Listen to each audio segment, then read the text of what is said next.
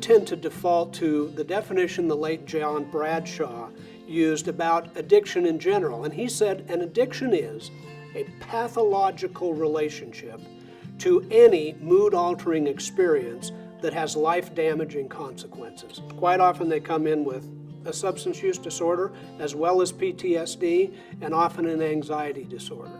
So we know that to be successful in the treatment, we've got to be looking at all of those issues. And that's why we believe underlying all of that is that trauma piece.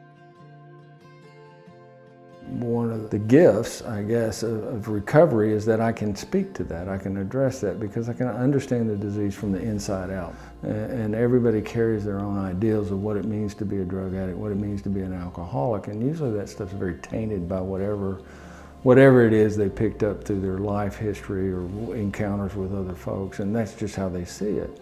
But the reality is disease is a very different disease than most people think it is. And having the disease and understanding what it is allows me to just talk about it in a way that's very different.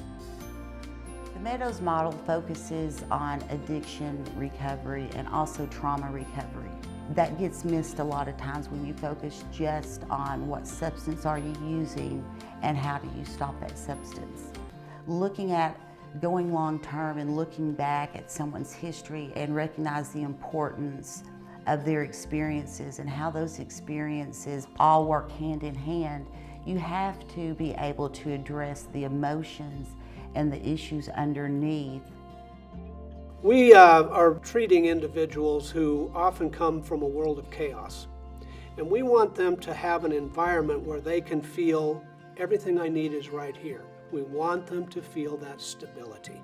We want them to feel like, this is a place where I can just be, and I can learn and I can grow. They have felt that sense of belonging, in many cases, for the first time in their lives. Drug addiction, alcoholism has a number of symptoms that really are most evident when we get sober. We label them depression, we label them anxiety, but they're really just drug addiction, and recovery can address a whole host of those. That's our goal here, is to target that in that manner. I love to see folks get free. After having lived a lot of years in the prison of addiction and in the prison of the mind, it's an incredible joy to sit and watch people get free from that.